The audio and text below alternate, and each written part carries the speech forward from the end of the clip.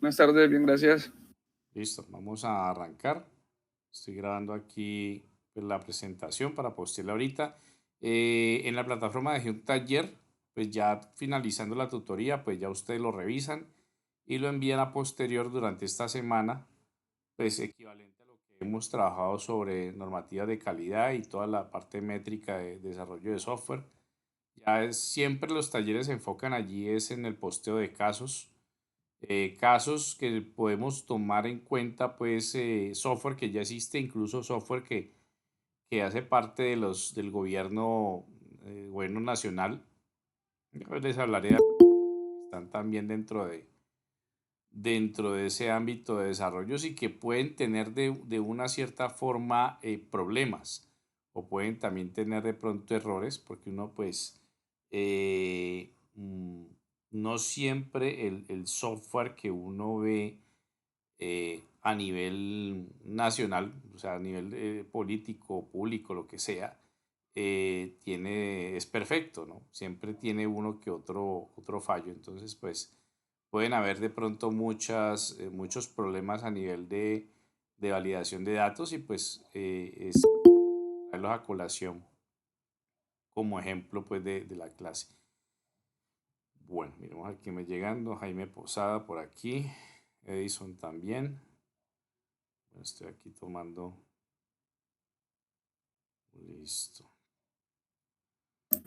Buenas noches, profe. Buenas noches, ¿qué más?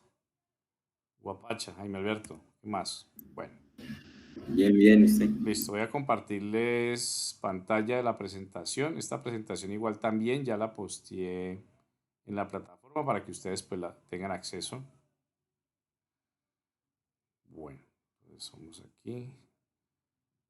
Bueno, aquí no sé si ya pueden ver el nuevo diseño. Ok,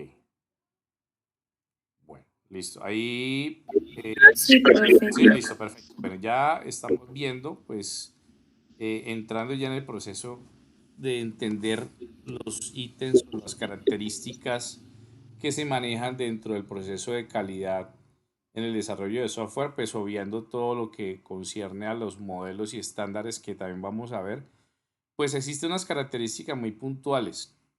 Esas características que son, pues, puntuales en sí, pues ellas representan lo ideal o el ideal que se debe tener en cuenta para el desarrollo. Ese sería pues prácticamente cómo se debe o qué características deben de tener todos estos elementos. Igual dentro de cada característica existen eh, pues algunas inquietudes o algunas preguntas, ¿sí? Que se deben de tomar en cuenta el momento en que se vaya a trabajar con el desarrollo de la calidad.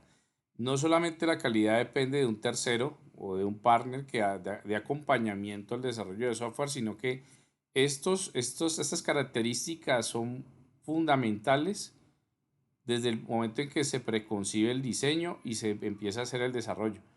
Entonces vamos a empezar a hablar de muchas de ellas.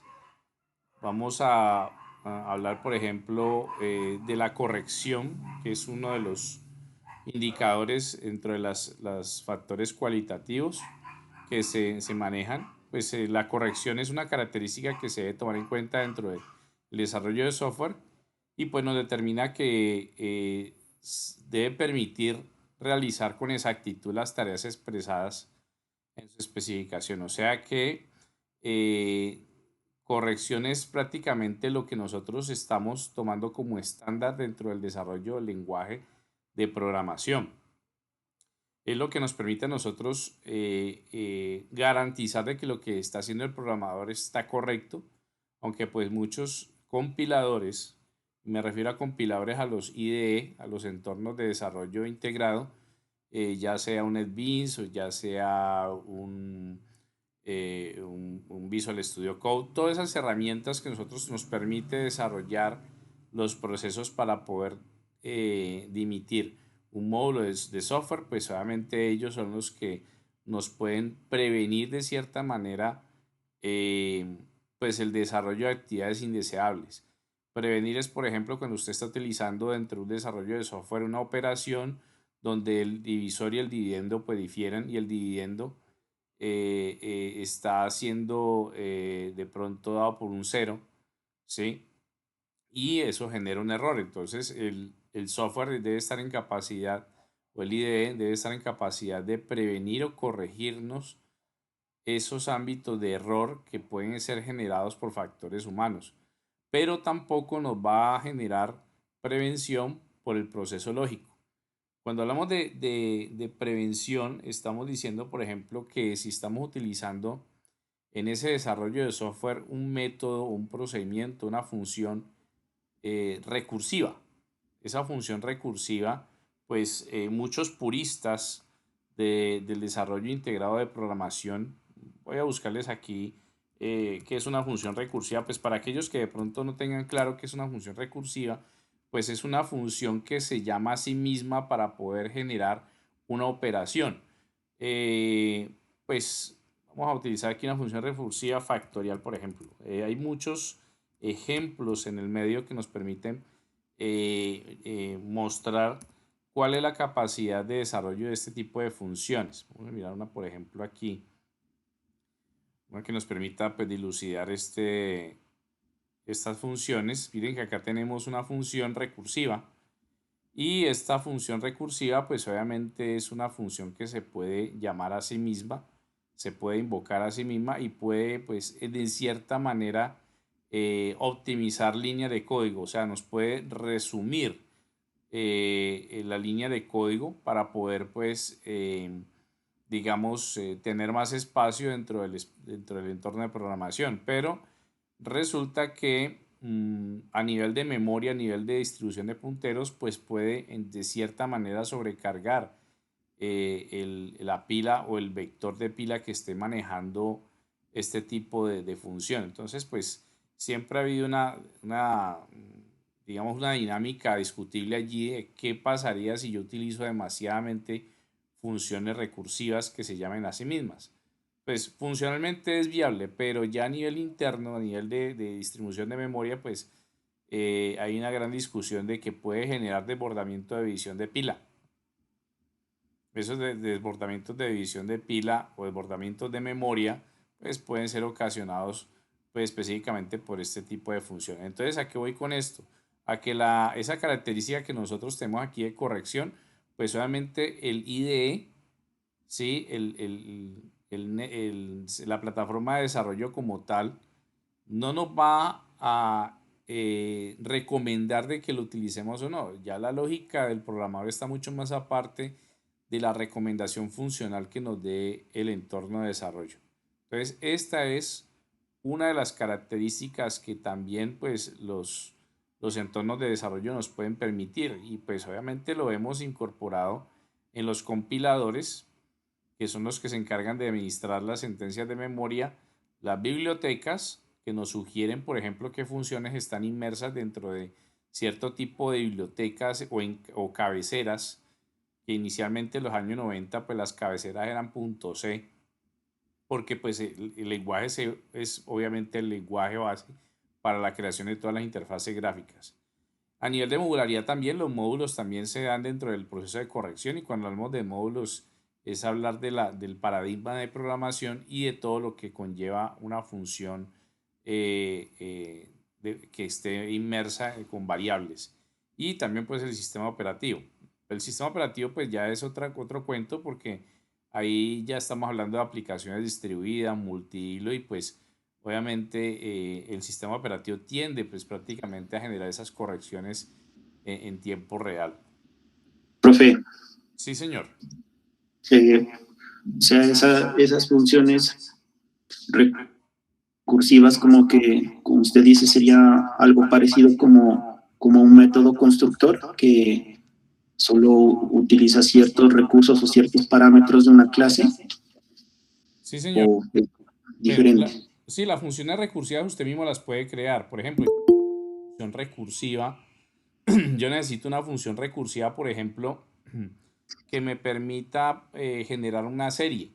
Entonces sabemos que una serie, por ejemplo, es los números naturales del 1 a n. Entonces yo puedo generar una serie donde los números en el numerador en fracciones sean de 1 hasta n y el denominador, por ejemplo, que vaya de 2 en 2.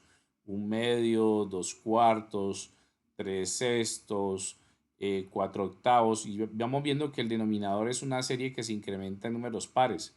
Entonces yo puedo crear una función recursiva para ese caso donde el proceso sea repetitivo y puedo crear esa función para que se llame a sí misma. O sea que dentro de la ejecución, como lo vemos acá, miren aquí, bueno, aquí viéndolo más en detalle, ¿sí? Esta función recursiva para el número factorial, miremos que el número factorial pues, son los valores que se multiplican de forma inversa. Si el factorial de 5 es 120, entonces sería 5 por 4 y a su vez por 3 y a su vez por 2 por 1 y por 0 que equivale a 1, ¿sí? Porque si no daría 0 totalmente el factorial.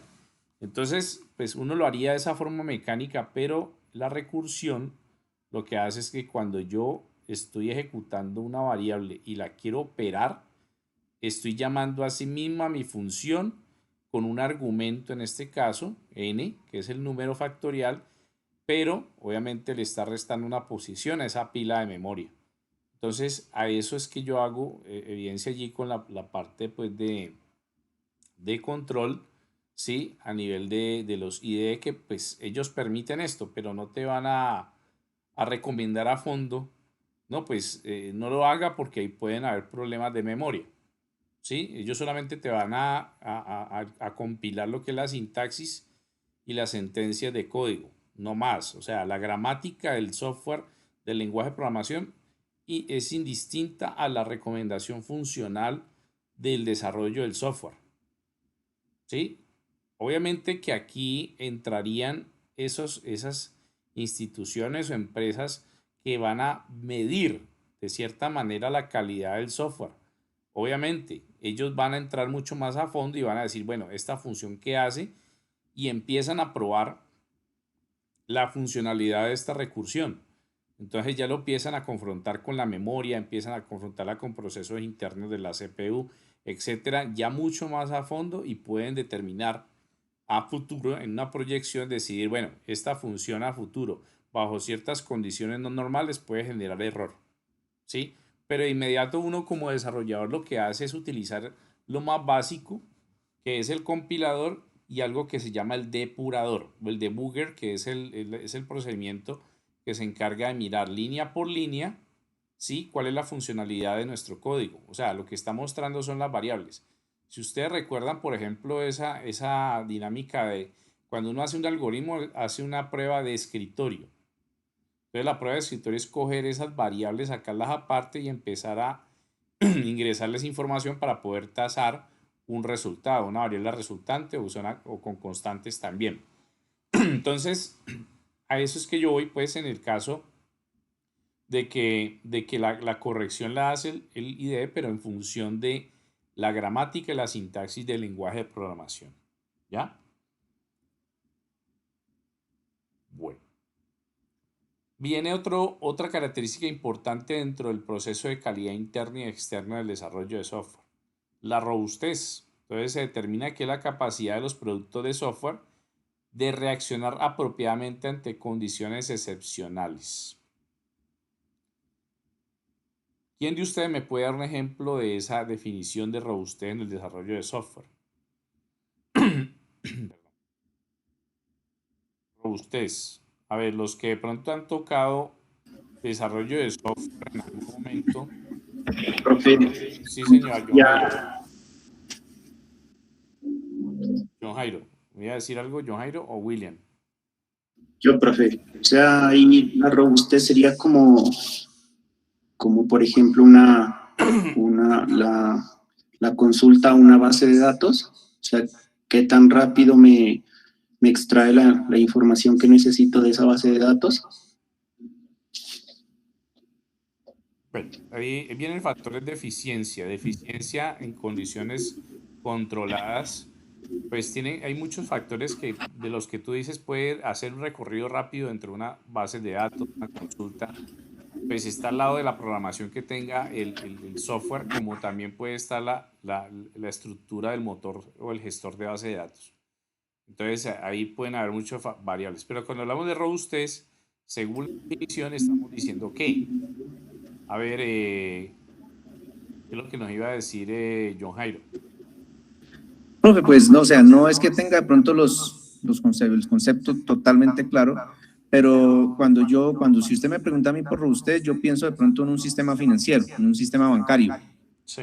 ¿Sí? Tiene que ser robusto porque tiene que ser hecho primero pues con un buen lenguaje de programación, con unos desarrolladores que sepan de qué es lo que están tratando, con un motor de base de datos que puede ser Informix, puede ser Oracle, ¿sí? Porque usted no le va a meter un MySQL a un sistema financiero, ¿ya? Entonces, pues yo pienso en eso, en robustez para mí es tener en cuenta pues ese tipo de cosas que uno dice, bueno, por ejemplo, si voy a construir un edificio, tengo que meterle buena varilla, tengo que meterle buenas bases, así, porque pues se necesita eso, que sea robusta la aplicación. Sí, o sea, ahí es importante el tipo de estructura con que se esté trabajando. Sí, dentro del ámbito del software, sí podemos hablar de que un software puede ser robusto frente a otro. ¿Por qué? Porque está puesto a prueba en todas las condiciones que son anormales. Me explico. Esa misma base de datos de la que ustedes hablan, por ejemplo, puede ser que ¿qué pasaría si se va la energía? Entonces, si esa base de datos tiene un rollback, y el rollback es un proceso que no todos los motores de bases de datos tienen, que es la de recuperar los registros, ¿sí? Así se haya ido la energía o haya habido un apagón. El rollback lo que hace es que trae los registros perdidos, ¿sí?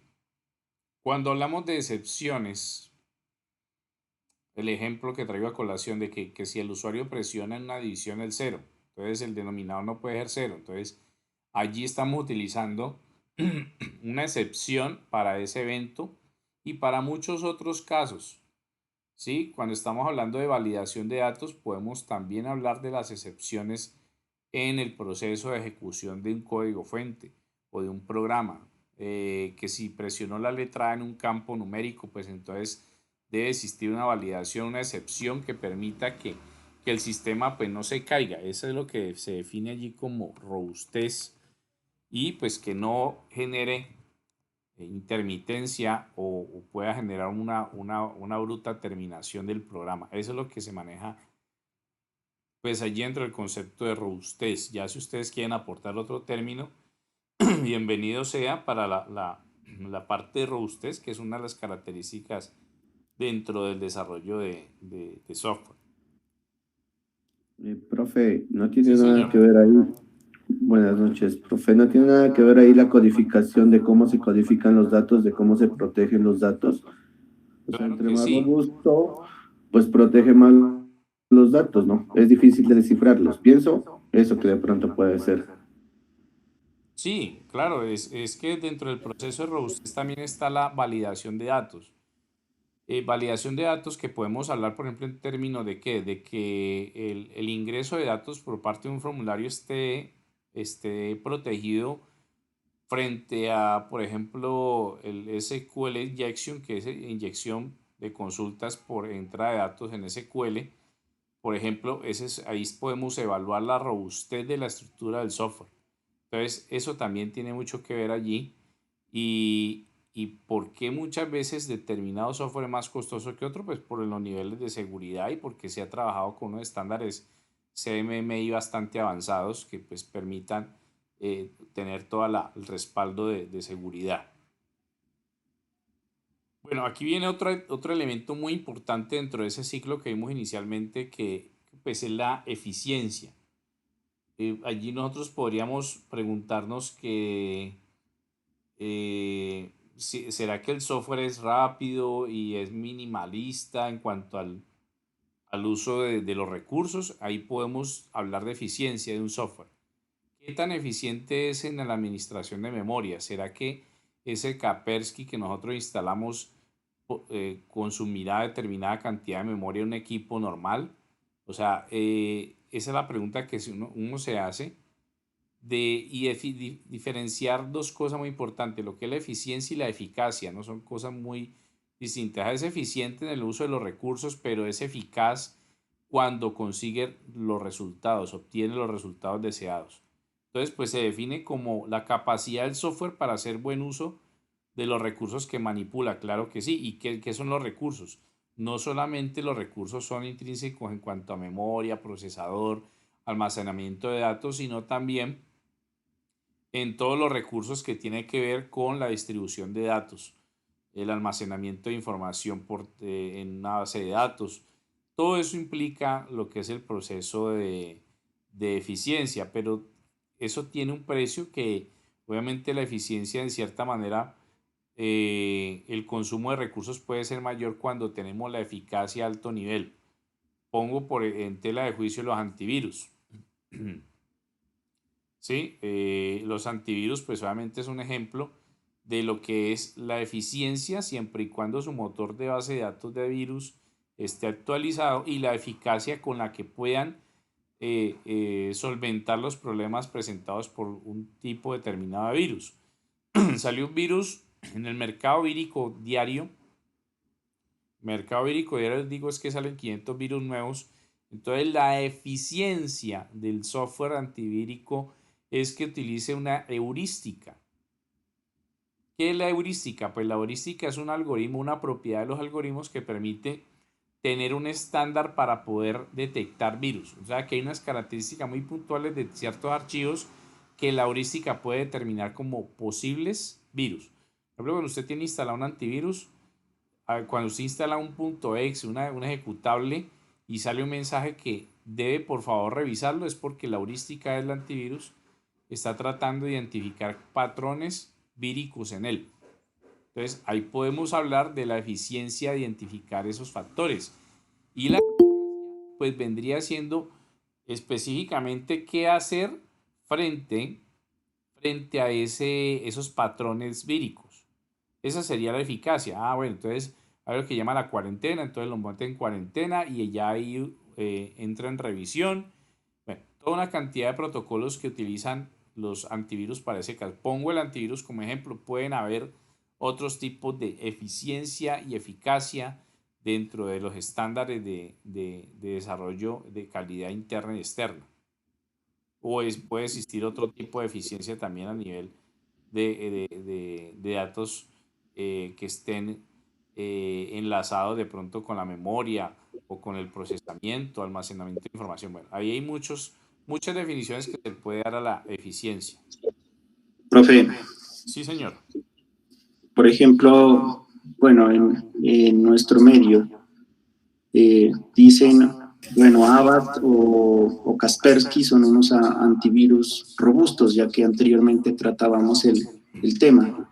Pero, sin embargo, ese tipo de antivirus, como Panda, Kaspersky, Avast, Norton, tienden a ralentizar de alguna manera los procesos. Entonces, en un servidor, por ejemplo, sí necesariamente tendría que ser necesario instalar un antivirus.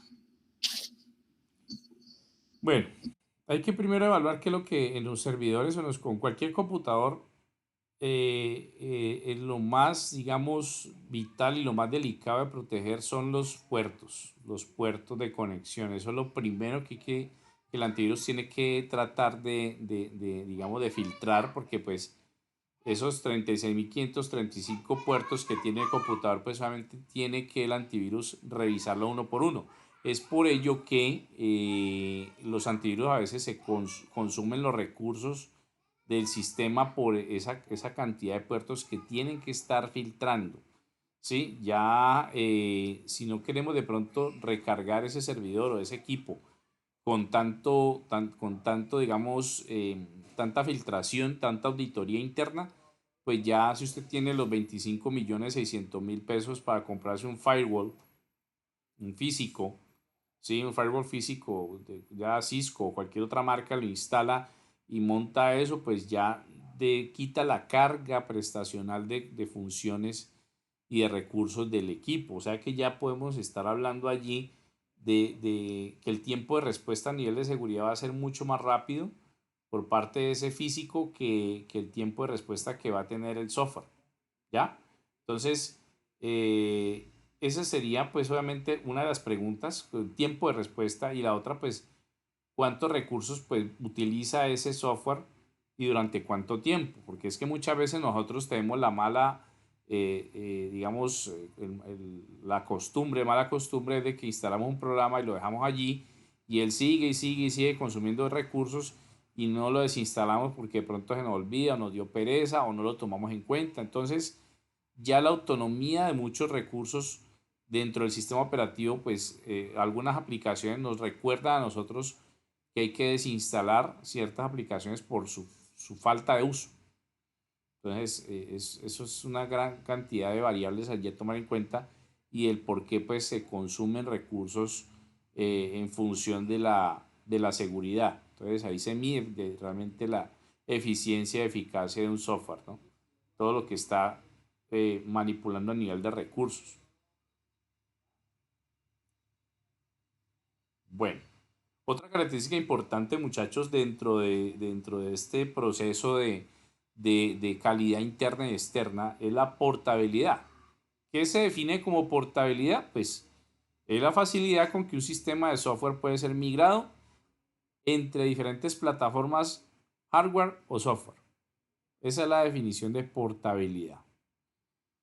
Y pues que se puede utilizar dentro de un ámbito, ¿sí? Y que es un factor determinante en términos de mercado y venta, pues es el elemento que afecta al usuario final. Sí, claro, que pueda él manipularlo desde su instalación hasta su desinstalación. Pues ahí podemos relacionar todo eso con la experiencia de usuario, porque pues anteriormente los ingenieros de sistemas en los años 40 y 50 ya éramos vistos como dioses encerrados en unos cubículos con unas máquinas gigantescas y éramos los únicos llamados a trabajar con este tipo de cosas. Ya hoy en día un usuario común y silvestre puede descargar, instalar, configurar, usar y desinstalar. Ese es el manejo de eficiencia de la portabilidad en relación de un software, ¿sí? Y cuando hablamos de migración, estamos diciendo que esa migración, pues hablemoslo en el contexto de la compilación. Cuando estamos hablando del contexto de la compilación, estamos hablando de los famosos binarios. ¿Qué son los binarios, muchachos? Pues el lenguaje máquina que entiende unos y ceros, profe. Exacto, entonces, no, es que yo necesito los binarios. Cuando usted, por ejemplo, descarga una distro de Linux o una distro de un software, uno puede descargar el ejecutable, los fuentes comprimidos o los binarios. Si usted tiene los binarios, los archivos binarios no son propiamente los fuentes, sino que son los elementos compilatorios, o sea que yo los puedo con el lenguaje base para poderlos empezar a trabajar. Eso lo utilizan mucho los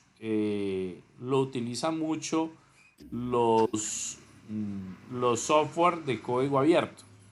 No sé, la noticia que ustedes vieron, creo que fue ayer o antier, creo que le cogieron, yo no sé cuántas gigas de información a Microsoft para poderles eh, hackear, entre comillas, o conseguir el código fuente de Windows 11, pues la última versión.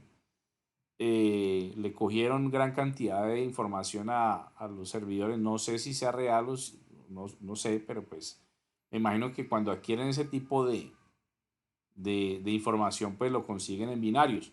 Entonces, pues a eso es que hago referencia de que la portabilidad pues se hace desde ese aspecto ya un poco más en la compilación, pero cuando hablamos de la facilidad con que un software puede ser migrado, yo pongo ejemplo las bases de datos. Las bases de datos son el proceso más complicado, perdón, para hacer migración. Muy complicado muchas veces. Cuando usted, por ejemplo, le encargan del desarrollo de un software y usted tiene que utilizar sus recursos de exportación e importación de datos para bases de datos demasiadamente grandes. Pongo un ejemplo. Por ejemplo, cuando usted va a trabajar lenguajes de programación en servidores, por ejemplo, PHP y con MySQL, usted un desarrollo cualquiera, o Java, MySQL, Java, Postgres y demás, y usted tiene que importar gran cantidad de datos, pues esos controladores ODBC o JBC son muy restrictivos y toca hacer configuraciones adicionales para ampliar esas 2 megas de importación de datos, por ejemplo. Entonces, allí prácticamente se vuelve una pesadilla la portabilidad, entre comillas. ¿Sí? Ejemplos, Profe, los datos cuando van a ser migrados a un sistema, pues se pretende que los datos sean transparentes.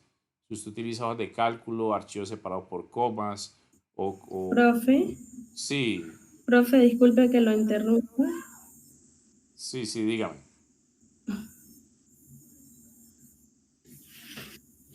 Sí, dime.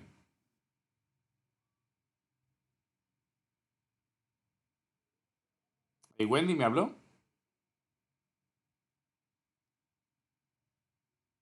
Bueno, entonces, esa es la definición allí, pues de a simple vista lo que se maneja como portabilidad y que hace parte también de lo que de cierta manera debe cumplir un software como requisito para tener un estándar alto de calidad, tanto interna como externo. Y pues hay muchas preguntas que se pueden hacer allí en cuanto a la parte de la portabilidad. Uno puede preguntarse, por ejemplo, si es fácil de instalar, si es fácil de usar para un determinado tipo de ambiente. Eh, Se puede configurar de forma sencilla o se comparte sin ninguna dificultad los recursos con otro software.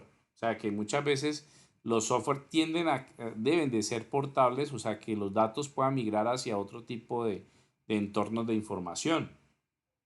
¿Será que serán fáciles de validar también las modificaciones cuando se hacen, por ejemplo, facilidades de prueba, adaptabilidad o instalación, si son estables también? Entonces, ¿qué profe, comportamientos pueden tener? Sí, dime. pues tengo una inquietud con Profe, respecto a este. Atienda a la compañera, profe, que tiene como Ya, Wendy, complicaciones. dime. profe, ¿me escucha? Sí, sí, Wendy, yo te escucho. Profe, Sí, hola, hola. sí, te escucho. Te estamos escuchando, Wendy. Se oye entrecortado. Sí, Hola, hola. debe ser tu señal. Tu señal es la que de pronto está con Mm, fallas. Bueno, de lo que necesites decirme, me lo escribes porfa por WhatsApp o por chat interno, no pasa nada, ¿listo? Ahora sí, John Jairo, cuéntenos. Profe, esta característica de la portabilidad no es la misma que caracteriza al lenguaje de programación Java a las aplicaciones que son hechas en esta por su JVM. Sí, ¿No lo hace cuando más usted, portable aplicaciones?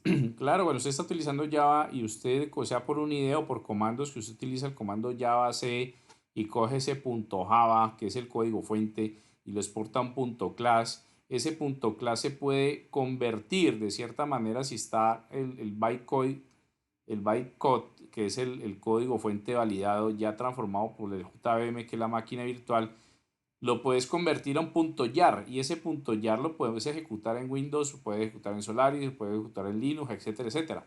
Ahí estamos hablando de una real portabilidad. La cuestión allí es si ese archivo que es portable para cualquier sistema operativo tiene el mismo comportamiento frente a las condiciones, entre comillas, normales de cada sistema operativo.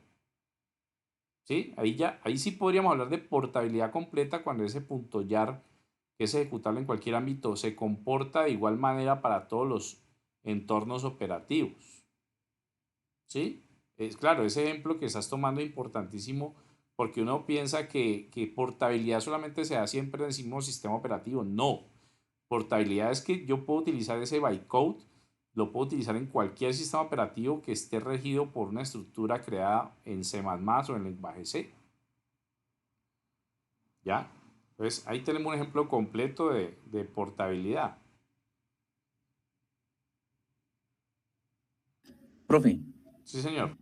Y otro asunto, por ejemplo, pues yo he tenido la experiencia de trabajar con PHP, eh, pero pues me ha parecido complejo la parte de la actualización de versiones en las que se requiere que que la versión tal de PHP ya es mucho más rápida, administra mejor la memoria, corrige bugs de seguridad, bueno, etcétera, como pasará con muchos software. En ese caso, por ejemplo, no se volvería portable desde el punto de vista de la actualización de la versión del PHP o del MySQL, sino se volvería portable si yo puedo coger eso mismo y montarlo en otro sistema, pero pues con la misma versión de PHP. Ahí pues tendría que tenerse en cuenta ese factor. Pero se puede hablar de un tipo de portabilidad, sí. Sí me hice entender la duda que tengo. O sea, a ver si te entendí, que tenés bueno, vamos a ver un ejemplo, tengo un código en PHP, ¿sí? Y que necesitas que ese código sea portable para cualquier entorno. Obviamente, pues las versiones cambian. Si usted ingresa a php.net va a ver que de la versión 5 ha cambiado hasta la versión 7.8. Ha cambiado más que todo por las sentencias de funciones a base de datos, por la estructura de clases, pero ha sido unos cambios muy mínimos. Ya lo complejo se convierte en la portabilidad cuando tienes demasiada cantidad de código. Yo me refiero que si tenés unas 30.000 líneas de código en un archivo, pues obviamente se vuelve ya inmanejable ese proceso de portabilidad porque tienes que hacer correcciones. De ahí viene algo muy importante en el desarrollo de software, que es la modularidad. Si usted modulariza bien su programa, su software, y usted crea un componente que solamente el modificarlo en estilo en cascada puede afectar a los demás, excelente. Pero si todavía estamos trabajando en la versión de la estructura chorizo, donde usted empieza a modificar y modificar archivos por separado, pues se vuelve inmanejable. Ese es el manejo de las subversiones que se hacen con base a PHP. Desde la versión 5 han habido muchos problemas con software que ha estado basado en ese entorno y pues los cambios han sido bastante abruptos. Hay una plataforma que se llama Subversion, es código abierto, averiguarla, que permite de cierta manera manejar un servidor central para que vos colocas tu código fuente allí y Subversion lo que hace es que si hay un cambio en el repositorio, por ejemplo en YouTube o en php.net, que son los que generan directrices del cambio, él te lo actualiza automáticamente. ¿Sí? O sea, vos ya ahí no tenés que preocuparte por buscar esas 200.000 líneas de código y empezar a cambiarle MySQL por MySQL, Connect, etcétera. Bueno, todas las funciones que van cambiando por las versiones, Subversion te lo hace automáticamente. Profe, pero también considero que es importante tener en cuenta que el concepto de portabilidad, digamos que Java tiene un buen concepto, por lo que dijo el compañero, que es una máquina virtual, pero lo que usted también dijo, o sea, no necesariamente. ¿En qué ejemplo lo hago referencia? Hay aplicaciones que la portabilidad la dan. Un ejemplo, si uno instala una aplicación de Moodle, Moodle al momento en el que instala, él automáticamente detecta el pull crystal. Y no solamente muchas veces el pull crystal, sino que él también tiene un punto update. Sí. Un archivo, un php.update que se encarga de mirar versiones, incompatibilidades y demás. La misma situación se presenta con Java. No es lo mismo desarrollar en Java 8 y si uno se da cuenta, muchas veces uno a nivel de ignorancia piensa que la mejor versión es la última y la versión 8 es una versión muy estable, muy utilizada, principalmente por los niveles de seguridad y lo que permite hacer por medio de la parte y las librerías de seguridad que maneja. No pensaría que la última versión va a ser mucho mejor, pero a pesar de todo, la versión 8 sigue siendo, creo que la versión por defecto, no me acuerdo si es la 8 o algo así. Sí, la 8, sí, yo sé. Y van como en versión, creo que como 11 o 16. Entonces, es importante también tener en cuenta que la portabilidad no necesariamente lo da el lenguaje con el que uno lo utilice. Y algo que yo he aprendido es, todos los lenguajes son buenos. Todas las bases de datos son buenas. Sí. Digamos que no por mal hablar ahorita del compañero, ni mucho menos, que él está haciendo referencia a una base de datos. Conozco aplicativos que están en base de datos Firebase y posiblemente ustedes ni siquiera sepan que esa base de datos existe. Y esa base de datos relativamente es buena. Firebase, sí, claro, yo Firebase, sí, muy buena, buena. Firebase muy buena. Hay aplicaciones que están en base de datos ay, se me olvidó esa que tenía Firefox. que era una base de datos que era manejada por medio de archivos, y más de uno dirá, no, eso no sirve, y hay aplicaciones contables que todavía siguen corriendo en eso, a pesar de que Microsoft ya no da Archivos soporte. planos se han manejado toda la vida también. Exacto, entonces no dependen, y muchas personas, desarrolladores echan, digamos que eso es algo que uno a nivel de desarrollo tiene que quitar como ese sesgo. El malo no es el lenguaje, el malo no es el arquitecto, el malo es el desarrollador.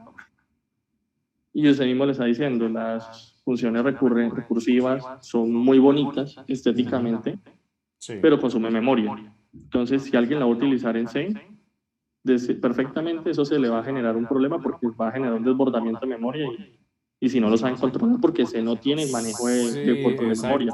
Exacto, sí. Mientras que el lenguaje ya como Java, lenguajes tipados, ellos ya tienen un manejo de control de memoria que permiten generar una seguridad sobre las cosas.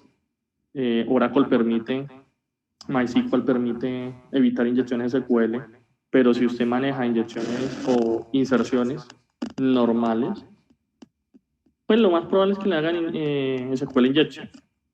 Entonces son cosas que uno tiene que, a medida que va desarrollando, a medida que uno va conociendo, va aprendiendo que por lo menos hay ORMs, que los ORMs son como Entity Framework, como el que utiliza Laravel, que ahorita ya no me acuerdo cuál es el nombre, como Coordinator Hibernate. es uno que yo recomiendo a ojo cerrado, muy bueno.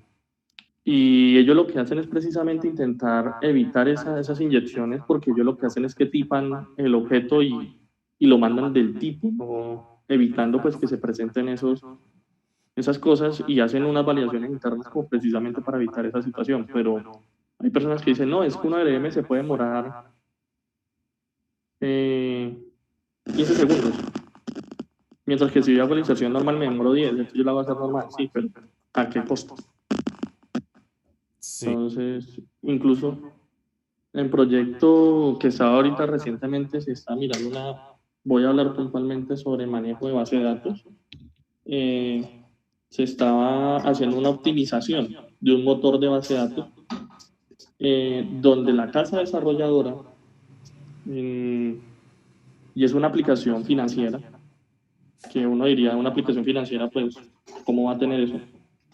No tenía en consideración muchos aspectos a nivel de manejo de índices, a nivel de manejo de instrucciones, a nivel de manejo de códigos. Habían unas transacciones que haciendo un proceso de cierre se tiraba aproximadamente 4 horas y al hacer unos cambios a nivel de lógica de desarrollo pasó a hacer una ejecución de 1 hora. Entonces, digamos que la aplicación era eficiente porque cumplía con el cometido y hacía lo que tenía que hacer, pero no era eficaz. Exacto, ahí es donde yo vi eficiente. Ahí es donde está. Gracias, sí, Y, señor. No y es por al eso, contrario, compañero. eficiente, eficaz. Era eficaz, pero no era eficiente antes. Siempre confundo Eficaz esas porque dos. lograba el objetivo y eficiente porque era Eso, menos sí, eficiente perdón, porque utilizaba más perdón. recursos. Exacto. No es que utilizara más recursos, tomaba más tiempo. El tiempo es un recurso. No. Cuando hablamos de recursos, los recursos son los de la máquina. Y eso no es tiempo. Lo que hacía y realmente el problema que estaba presentando era un problema de transferencia de información en red. Pero para el usuario sí es un Pero es que ahí es donde uno tiene que aprender a diferenciar de lo que de pronto uno, cómo le da el manejo. O sea, yo no puedo hablar de recursos y no puedo, porque es que yo no estoy evaluando en ese momento experiencia de usuario. El usuario sí lo dice, y como lo dijo una vez, también el DBA experto, él dijo, sí, yo puedo llegar a bajarle de 1 milisegundo a medio milisegundo. Usted va a decir, pero es que lo tengo en 1. Sí, pero si la tarea es repetitiva. Y el cliente en ese momento dijo, no, a mí no me interesa porque es que con 1 ya está bien. Sí, pero si hay muchas repeticiones, muchas cosas, comienza a sumar milisegundos a ver cuánto le puede dar. Sí, es cierto. Es optimizar tiempo. Y mira que estamos mirando recursos porque finalmente las máquinas no se están desbordando, y para el usuario realmente un tiempo, eso es algo efímero, eso es algo de percepción. Si tú estás en ese momento en una instancia de estrés, posiblemente el tiempo te pasa relento, y a mí se me pasó volando. Entonces, es importante como también mirar al momento de desarrollar, y por eso también en la clase, creo que en la clase pasada, había hecho referencia a las pruebas no funcionales. Que ellas son las que permiten a uno mirar cuál es la capacidad que puede tener una aplicación y hasta qué punto puede llegar la misma. Entonces son cosas que uno va mirando y tuvimos de cierta forma varios roces, incluso con el mismo cliente, porque él decía, no me interesa que miremos eso porque es que no hace la mejora. Y uno decía, sí, es que estamos bajando 1 segundo, 2 segundos, de 5, de 3, que en teoría es pequeño, que ellos no lo notaban, y decía, pero es que mira que el proceso de cierre está ejecutando la transacción más de 1 millón de veces. Entonces, ¿qué decían ellos? Necesito que me lo demuestre, que hagamos y me valide realmente las cosas. Entonces, ahí es donde uno tiene que entrar a revisar, porque realmente por lo menos ese problema, el problema ni siquiera era el aplicativo, el problema era el tiempo que tomaba la red. Y algunas personas lo que van a decir es, no, pues entonces metámosle un servidor, yo qué sé, una tarjeta de 1 gigabyte, de 10 gigabytes o alguna cosa. Pero ¿para qué vamos a hacer una inversión en infraestructura cuando perfectamente a nivel de desarrollo se puede cambiar a nivel de lógica? Como comprar un Ferrari, Manejándolo. darle una carretera destapada, eso ya es utilizar el... Exacto, o sea, no hay necesidad, digamos, de hacer las cosas. Pues arreglemos la carretera y pasa el Ferrari. Y aprovechamos el recurso. Lo que dijo el compañero, tenemos una base de datos Oracle, tiene mejores procesos. Pasemos de procedimientos a nivel de código, pasémoslos a que sean procedimientos almacenados y que lo ejecute directamente la base de datos y nos evitamos el tiempo de transferencia de información. Porque ya no va a estar pasando el equipo para que le haga la validación y vuelva y haga, que esos eran los mayores tiempos de consumo y los está generando. ¿El código está mal? No está mal. El código te va a generar un error, no te va a generar error. Pero eso son cosas que uno va detectando ya cuando uno entra a la minucia de las situaciones puntuales. Y a ese cliente le sirve, pero puede que a otro cliente esa no sea la solución. Sí. Entonces, es importante como en todos estos aspectos comenzar como a mirar y de alguna manera yo he aprendido a no casarme con un lenguaje. Bueno, mentiras, a nivel de desarrollo sí me caso con un lenguaje, pero no necesariamente lo mejor. Detesto los que dicen que Python es el mejor. Porque Python sí, Python en esos momentos se está mandando la parada en muchos aspectos, pero Python yo lo conozco como un lenguaje de mediación, un lenguaje para interactuar precisamente con dispositivos físicos, con routers, switches, por comandos, por soporte bajo, etcétera, etcétera. Y la ventaja que ha tenido Python es que ha tenido una buena grupo de desarrolladores, ¿cómo es que llama eso? Las personas que normalmente están detrás ayudándole, que no son de foros. Hay buena comunidad, hay una buena comunidad de desarrollo. Exacto, tiene una buena comunidad de desarrollo que ha sacado APIs. Pero Python no ha dejado de ser Python. Yo lo que detesto en Python es la orientación de código. Si no funciona, que si está orientado, que no tiene que estar tanto de espacios, eso es lo que, bueno, a mí me genera dolor de cabeza, pero sí, lo que os decía es cierto. Python explotó desde que Guido Monroe montó su primer código y empezaron a crear librerías Python a nivel científico, matemático, reconocimiento de patrones, inteligencia artificial. Entonces, por eso se popularizó Python, por la parte de la versatilidad a nivel de traer, digamos, o facilitar ciertos procesos que podríamos decir que otro lenguaje es complicado, pero Python pues facilitó eso. Igual Java también tiene sus grandes ventajas sobre eso. Exacto, y la comunidad. Y si usted mira, y si uno mira, por lo menos a mí no me gusta utilizar Python y yo soy de las personas que incluso hay librerías como Xamarin de Microsoft que te permite hacer aplicaciones móviles para iOS, sí, chévere, bonito. Pero ponga usted a traducir en Google Translate una frase y pásesela a una persona en inglés, él se te va a reír. ¿Por qué? Porque él te está haciendo una traducción, se te puede dar a entender, pero no es la mejor manera en la que se están ejecutando las cosas. Entonces, para salir del desvare, bien, pero si se va a hacer una aplicación como ahorita le está manifestando el profesor también, es importante tener en cuenta la naturaleza del mismo lenguaje para poder sacarle mayor provecho, porque ellos tienen su librería y una de las cosas que yo rescato mucho de Apple es que esas aplicaciones de ellos son brutales.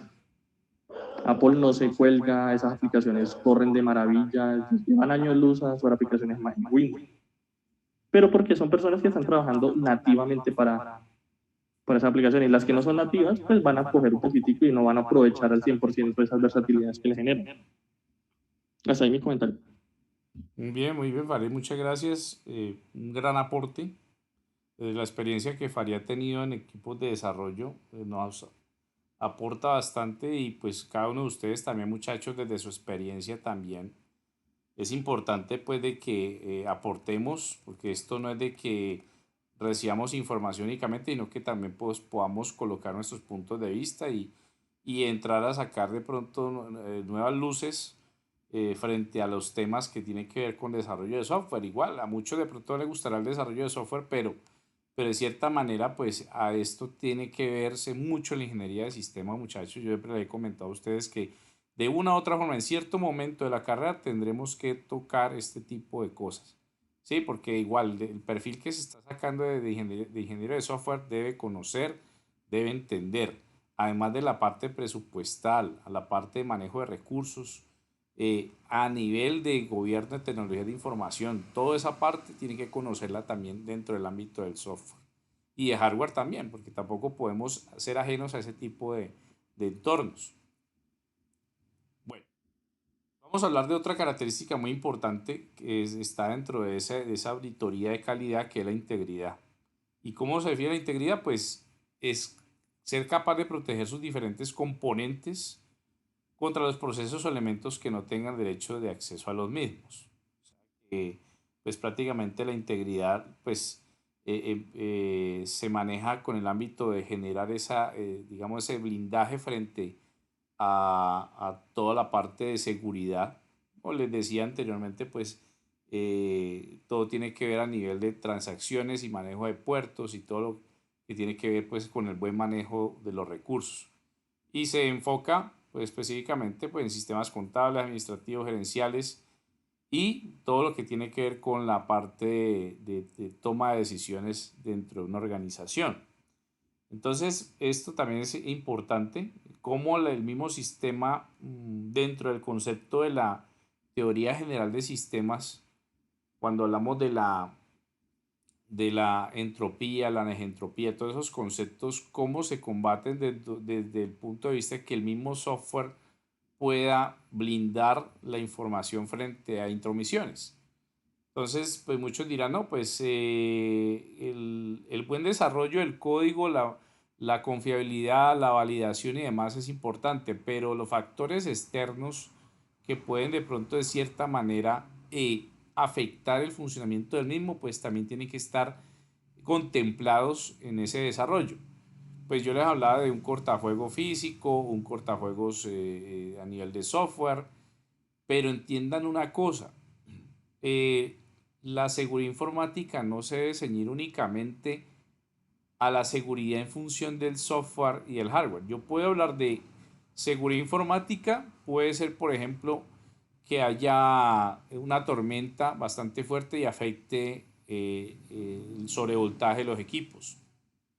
Ah, bueno, entonces pensar un transformador, pensar una UPS, un enmallado de la sala, ese tipo de cosas, o que hubo de pronto, bueno, cualquier evento natural, ¿sí? Que afectó de pronto la transmisión de datos, por ejemplo, de forma inalámbrica.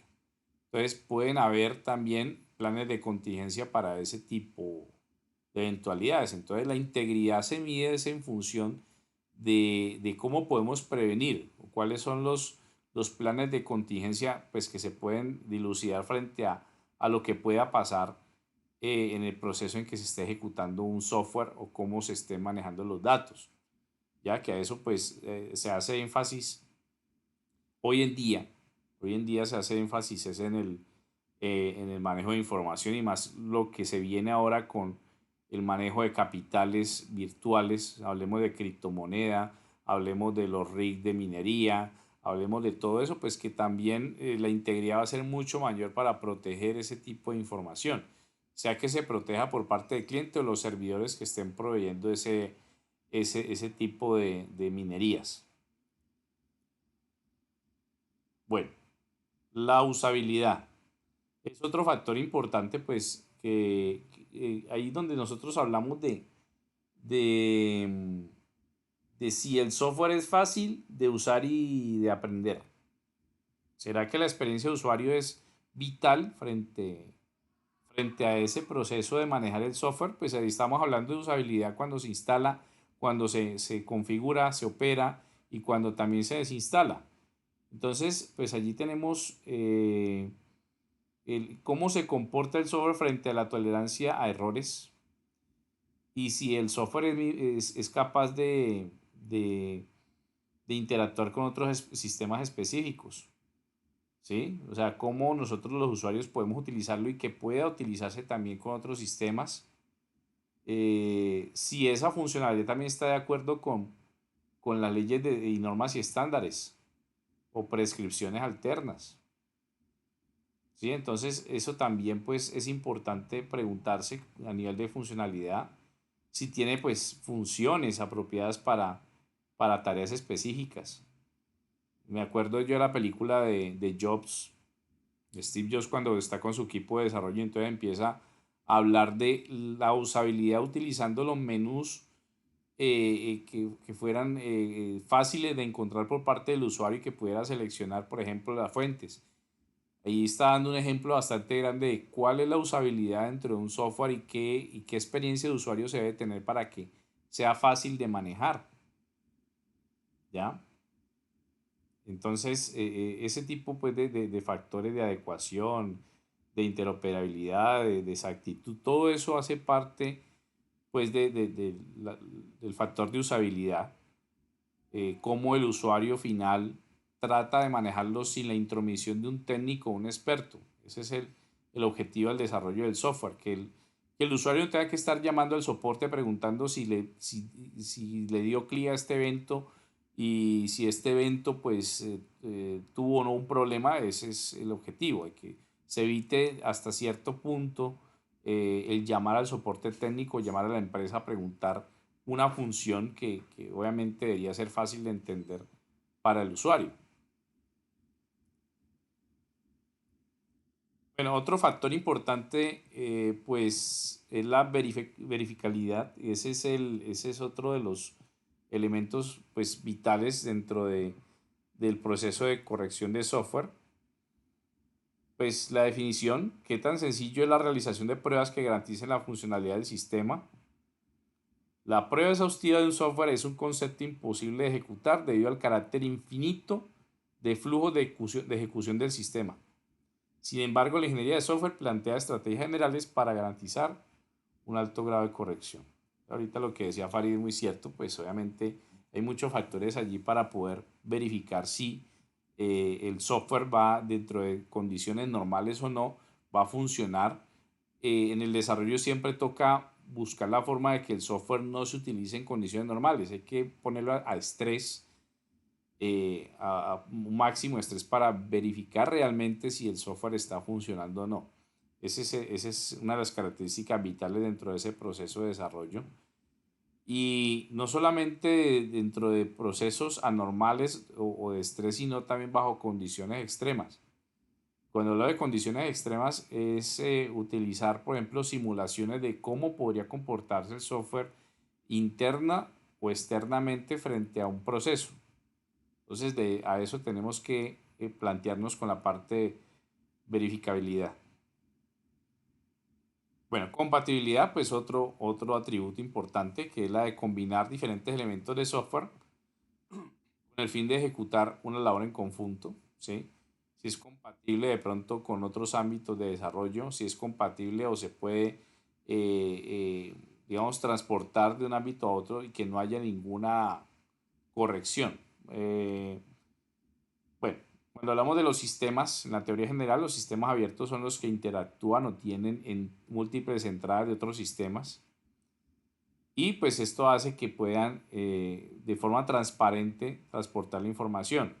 Bueno, pongo un ejemplo en el proceso de desarrollo de software. Lo pongo con Flutter o con cualquier entorno de desarrollo para desarrollar aplicaciones en Android y iOS. Pues es buscar la forma de que ese código sea compatible y que pues las correcciones que se hagan allí sean mínimas para poder que esté acorde a las últimas versiones.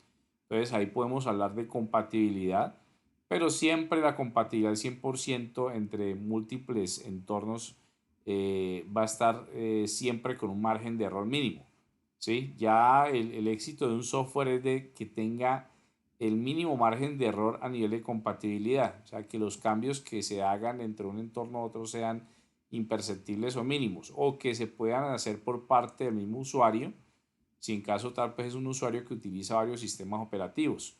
aunque pues por lo general siempre se requiere una validación y configuración técnica en caso tal yo quiera utilizar un software en Windows y otro en Linux, porque obviamente las estructuras son totalmente distintas, aunque las máquinas virtuales, el VMware y otros que están allí, nos permiten de cierta forma analizar en distintos contextos o sistemas operativos un programa.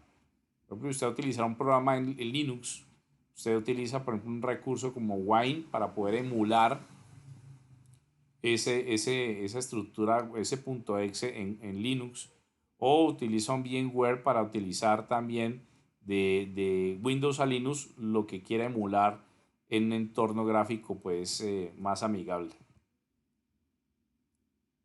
Bueno, importante este factor, esta propiedad que es la reutilización. Es la capacidad de cualquier programa para funcionar con módulos básicos de la construcción de diferentes aplicaciones. Bueno, allí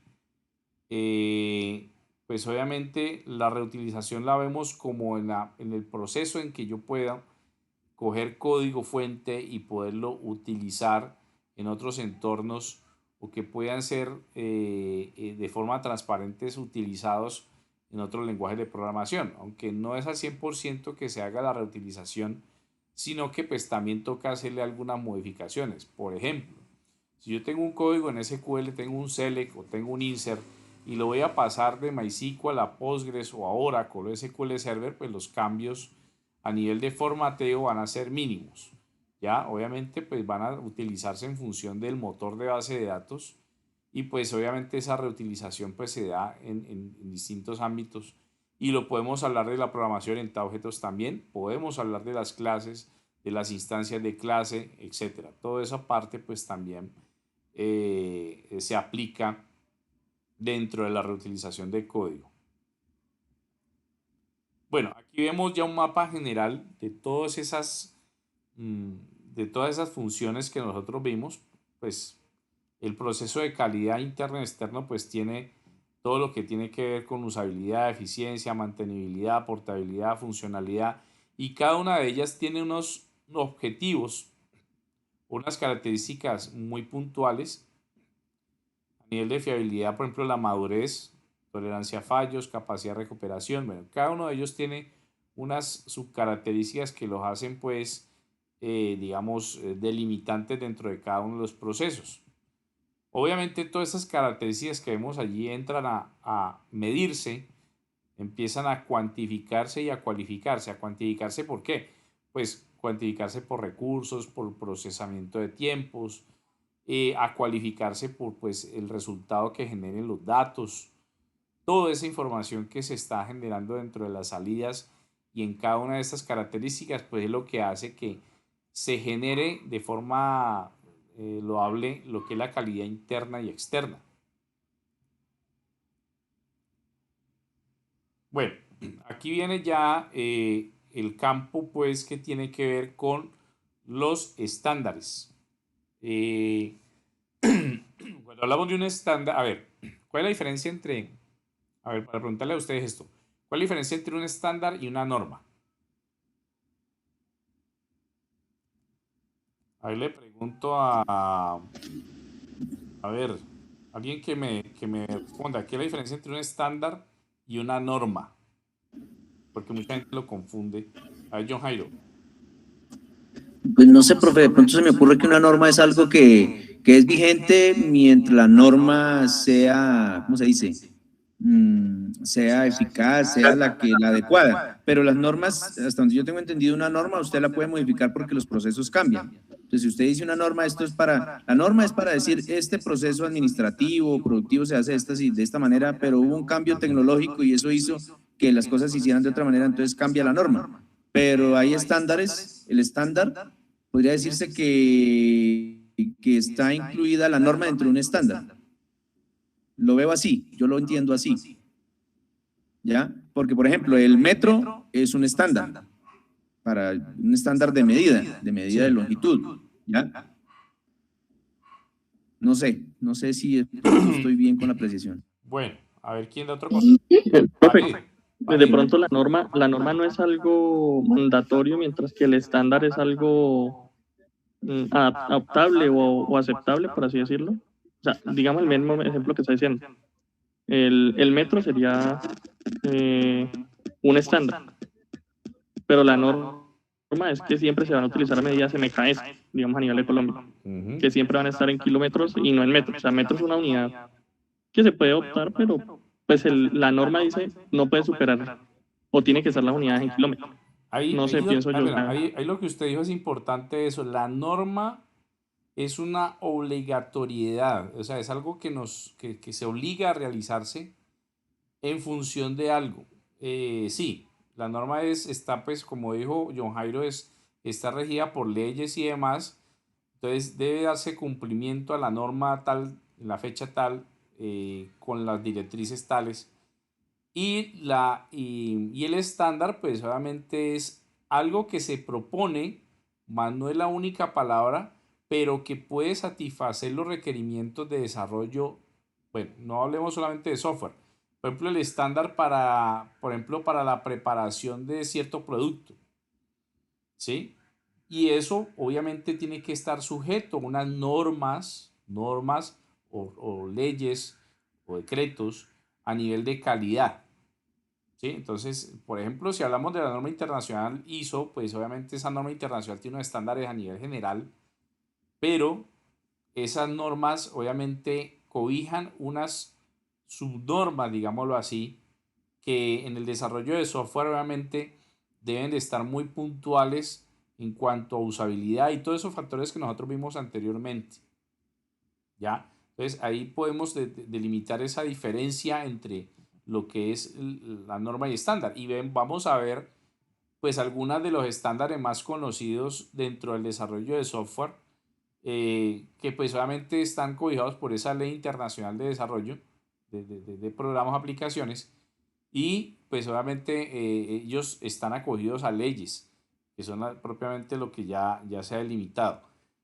Bueno, aquí vemos en este organigrama vertical, pues que los estándares de calidad de software, un estándar es un patrón de acciones planificadas y que son sistemáticas, ¿sí? O sea que ya hay una serie de comportamientos que se deben de manejar como estándar y que se requieren obviamente para asegurar la calidad. O sea que todo eso está cobijado dentro de una norma internacional para poder de que funcionen de igual forma en todos los procesos. ¿Qué tal que, por ejemplo, nosotros tengamos una norma aquí y en la India otra y en Estados Unidos otra, y resulta que va a haber de pronto una licitación pública, un proyecto de desarrollo de software y vamos a presentar lo nuestro? Entonces no, que eso va en contra de la norma tal, y que eso entonces se vuelve un problema, ¿sí? Pero a su vez cada conglomerado de países pues tiene su estándar, digámoslo, para sus propios desarrollos, pues a nivel institucional, a nivel económico, a nivel social. Todos tienen sus estándares dentro de los países, pero a nivel internacional la funcionalidad debe ser la misma. Y pues, ¿por medio de qué se asegura la calidad? Pues a nivel de los productos, los procesos y el control de tecnología. Esos tres grupos conglomerados, pues a nivel de producto, hay unos estándares que miden el producto. Está la ISO 9126, el estándar Square, y otros que miden dentro del proceso el SPICE, el CMMI y el SACMPI, que son estándares ya que pues lo que hacen es cuantificar la funcionalidad de todos los procesos. Y el control de tecnología, pues son los que controlan las tecnologías de información, que son las normas o normativas estándar ITIL y COVID. Bueno, aquí pues tengo un video. Este video pues voy a marcarlo para poderlo visualizar. No sé si de pronto, si ustedes de pronto no lo escuchan bien, me comentan y lo reproducen ustedes aparte, por favor.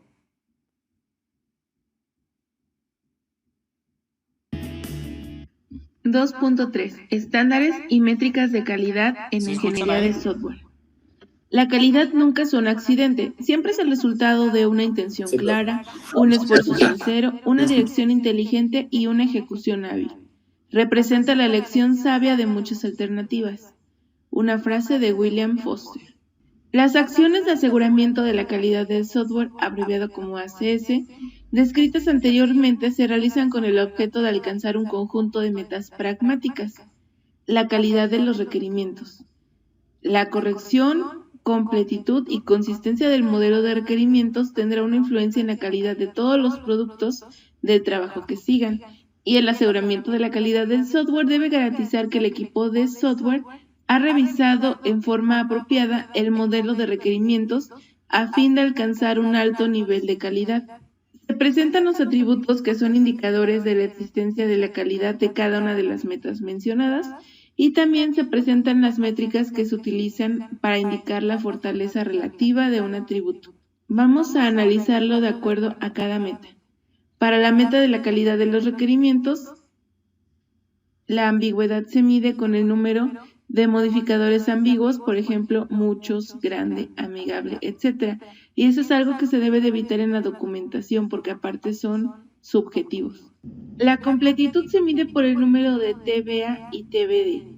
Estos son indicadores de completitud y significan ser anunciado y ser terminado. La comprensibilidad se mide por el número de secciones y subsecciones, la volatilidad por el número de cambios por requerimiento y el tiempo por actividad cuando se solicita un cambio. La trazabilidad se mide por el número de requerimientos no trazables hasta el diseño o código, y la claridad del modelo se mide por el número de modelos UML, número de páginas descriptivas por modelo y número de errores de UML. En cuanto a la calidad del diseño, se dice que todo elemento del modelo del diseño debe ser evaluado por el equipo de software para asegurar que tenga alta calidad y que el diseño en sí se apegue a los requerimientos. El aseguramiento de la calidad del software busca atributos del diseño que sean indicadores de la calidad, como por ejemplo, el atributo de la integridad arquitectónica se mide con la existencia del modelo arquitectónico. La completitud de componentes se mide con el número de componentes que se siguen hasta el modelo arquitectónico y por la complejidad del diseño del procedimiento. En cuanto a la complejidad de la interfaz, se mide por el número promedio de pasos para llegar a una función o contenido normal y por la distribución apropiada. Y el atributo de patrones se mide por el número de patrones utilizados. La calidad de código se refiere a el código fuente y los productos del trabajo relacionados, por ejemplo, otra información descriptiva, que deben apegarse a los estándares locales de codificación y tener características que faciliten darle mantenimiento. El aseguramiento de la calidad del software, en este caso, debe identificar aquellos atributos que permitan hacer un análisis razonable de la calidad del código. Entre los atributos se encuentra la complejidad medida por la complejidad ciclomática, la facilidad del mantenimiento medida por los factores de diseño, la comprensibilidad medida por los porcentajes de comentarios internos y convenciones variables de nomenclatura, la reusabilidad con la métrica del porcentaje de componentes reutilizados y la documentación por el índice de legibilidad. En cuanto a la eficacia del control de calidad, un equipo de software debe aplicar recursos limitados en forma tal que tenga la máxima probabilidad de lograr un resultado de alta calidad. El aseguramiento de la calidad del software analiza la asignación de recursos para las revisiones y pruebas a fin de evaluar si se asignan en la forma más eficaz. Esto se mide con los atributos de la asignación de recursos, con la métrica de porcentaje de personal por hora y por actividad de empleados, también con la tasa de finalización medida por el tiempo de terminación real contra el tiempo de lo planeado, la eficacia de la revisión medida por ver la medición de la revisión y el atributo de eficacia de las pruebas, medida por el número de errores de importancia crítica encontrados, el esfuerzo requerido para corregir un error y el origen del error. Para conocer más, te invito a realizar la lectura del recurso Lectura 3 en la plataforma Moodle. Bueno, ayer lo que acabamos de ver fue prácticamente cómo los estándares especifican la medición o la cuantificación de información que se maneja en el desarrollo de software. Por ejemplo, algo importante que se rescató allí fue la reusabilidad de código. Entonces, ¿cómo se cuantifica o se hace la métrica de esa parte de la reusabilidad de código? Entonces, reusabilidad de código es coger esa clase que usted hizo, clase X, y cuántas veces usted la reutilizó dentro de cada uno de los módulos, de los 200 módulos. Entonces, usted lo que hace es que, pues hace un cálculo donde usted está midiendo la eficacia. ¿Y cómo se mide la eficacia? Pues entonces, el total de módulos que usted tiene en su proyecto por el porcentaje de uso de reutilización de ese código. ¿Ya? De esa forma, en ese cálculo se mide la eficacia y también se puede medir la eficiencia. Pues obviamente que la eficiencia es otro tipo de cuantificación, pero es mucho más subjetiva en función de cómo está optimizando los recursos. Entonces, eso que vimos allí, pues prácticamente es el manejo de los estándares y cómo se miden esos estándares dentro del proceso de diseño y desarrollo de software. Aquí vemos en esta imagen pues la cantidad de protocolos y estándares pues a nivel mundial que se manejan dentro del ámbito de desarrollo de software. Pues hay unos muy conocidos que pues ahí tenemos las normas ISO básicas, tenemos el CMMI que lo vamos a ver más adelante, que son los patrones de diseño y desarrollo. Hay otros estándares ya mucho más utilizados en Europa, en Asia. En Asia pues utilizan en parte lo que es el ISO 9000 y todos los estándares de desarrollo. Y este mapa pues nos permite dilucidar de que todos buscan de forma conjunta, en común, pues obviamente que el software sea reutilizable, tenga buena experiencia de usuario, manejo de recursos, que sea portable. Todas esas características deben estar inmersas en cualquiera de este tipo de estándares. Bueno, aquí tenemos pues agrupados los estándares más importantes que se manejan hoy en día. Los estándares que miden el producto, lo miden dentro del proceso de desarrollo de su eficiencia. Los que miden el proceso de desarrollo, o sea, los que miden cómo se está ejecutando dentro de determinados entornos, y los que se enfocan pues y se controlan en las tecnologías de información como tal. Aquí tenemos el ISO 9126 o 9126. Este es digamos, uno de los modelos más antiguos que se manejan dentro de ese conglomerado de modelos ISO 9000. Es el que permite, pues, obviamente, manejar de forma específica los subgrupos de modelos. Y pues ellos obviamente manejan cada uno de los modelos, lo que es la planeación, lo que es el diseño, el desarrollo, los patrones de diseño y desarrollo, y por último las implementaciones. Este es en sí pues el más antiguo de todos. Aquí vemos pues una estructura dentro de lo que cabe notar ese modelo, donde tenemos obviamente los estándares para la calidad externa e interna, con cada uno de los elementos que nosotros vimos allí al inicio de forma general, pero pues que cada uno de estos modelos asocia según su conveniencia, según su uso y cómo se ha promulgado dentro de ciertos ámbitos, sea empresarial, comercial, etc. Entonces ahí tenemos pues las características dentro de cada uno de esos factores. Si hablamos, por ejemplo, de usabilidad, entonces entendibilidad, facilidad de aprendizaje, toda la parte de experiencia de usuario, fiabilidad pues a nivel de madurez, funcionalidad a nivel de interoperabilidad y precisión, seguridad, eficiencia. Miren que ahí está hablando de comportamiento en el tiempo, cómo está utilizando los recursos y cómo se manejan los tiempos.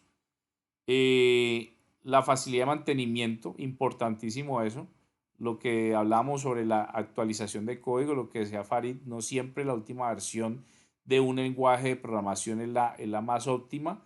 O sea, ahí el gran error que pronto podemos cometer es que como estamos en la versión X, entonces montémosla. De pronto uno la monta porque, bueno, la gran disculpa de las grandes empresas desarrolladoras de lenguajes de programación es que son los bugs. Entonces que esta última versión está sopesando la cantidad de bugs denotada en la versión anterior o en las demás anteriores. Entonces uno se mete allí en el cuento de que siempre la última versión es la más óptima, pero obviamente esa mejora en los huecos de seguridad pues sacrifica de cierta manera muchos recursos. Se los voy a poner aquí en contexto. Estos días, bueno, no estos días, hace meses empezamos a trabajar con Flutter. Me gusta trabajar Flutter para el desarrollo de dispositivos móviles y me encuentro con la belleza de que como Flutter obviamente es código abierto y pertenece a Google, al utilizar o no sé si llegaron a un consenso o un monopolio donde Microsoft con su Visual Studio Code, que es la herramienta pues que se está utilizando mucho para desarrollar aplicaciones de escritorio, de web o móviles, ya obliga a que tenemos que instalar el Visual Studio Community, que es la versión gratuita, entre comillas, para desarrollo de aplicaciones en iOS y Android. Entonces, para mí fue muy molesto de que fuera que yo tengo que bajar el Android Studio, tengo que bajarlo, tengo que actualizarlo, tengo que aprobar las licencias, etcétera. Tengo que bajar esa aplicación que ocupa casi 16 gigas para poder solamente utilizar de ella las herramientas para poder codificar en lenguaje móvil. Entonces me parece muchas veces maquiavélico de parte de ciertas casas desarrolladoras de software que tras convenios o apreciaciones pues obligan de cierta forma a uno a utilizar recursos que de mi punto de vista hace 5 meses no necesitaba utilizar Visual Studio Community. No porque lo va a utilizar directamente en el código, sino porque es un prerequisito para poder instalar y utilizar las funciones de comando. Entonces me parece muchas veces egocéntrico y egoísta de muchas empresas por parte de ese monopolio de que obliguen al programador a utilizar recursos que, primero, obviamente no es porque no sepa, sino que van a consumir de cierta manera el hardware, la estructura de memoria. Pienso que ahí se sacrifica mucho el rendimiento de ciertas aplicaciones, sea porque le está añadiendo plugins o programas de terceros. Entonces siempre hay esa obligatoriedad. Esa es mi crítica pues personal. Yo no sé si de pronto alguno de ustedes habrá hecho desarrollos donde de cierta manera pues no se les obligue a utilizar entornos de terceros o por agremiaciones o por monopolios, pero pues es el punto de vista que uno ha manejado y que pues a través del tiempo pues uno se ha dado cuenta que puede ser engorroso, ¿ya? Entonces aquí vemos el mapa completo de cómo se miden, cuáles son las métricas que se manejan dentro de los procesos de calidad externo e interno. ¿Sí? Este es el mapa general y como les digo, pues las métricas, no hay una fórmula mágica que establezca el rendimiento en determinadas condiciones. Aquí vemos el modelo SQUARE, estándar SQUARE dentro de la estructura de calidad en su uso con cada una de sus características, las subcaracterísticas o agrupaciones.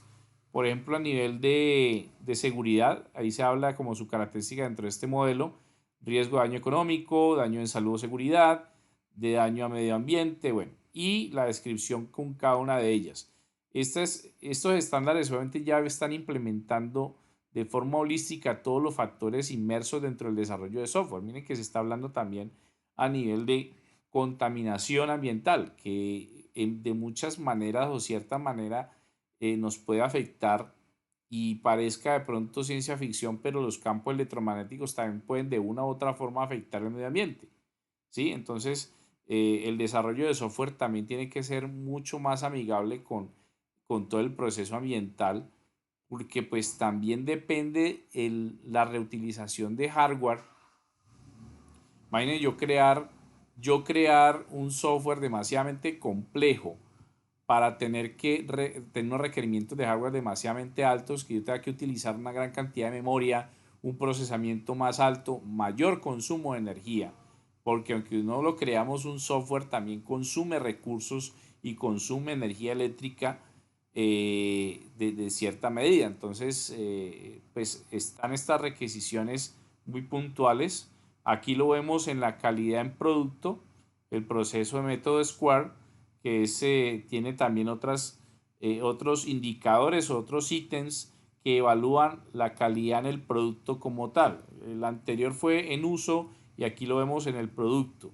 Entonces, cada estándar maneja sus características, sus subcaracterísticas y descripciones. Ya en detalle, para mirar cuáles son los procesos de medición, pues ya más adelante les mostraré algunas de cierta manera cómo se puede orientar esta medición, que por lo general se mide es la medición a nivel de eficiencia, y me refiero a eficiencia lo más cercano posible que tenemos, que es el consumo de memoria, de procesador, de disco duro y de muchos otros recursos, pues que uno con el pasar del tiempo va mirando que van afectando de cierta manera el rendimiento del sistema.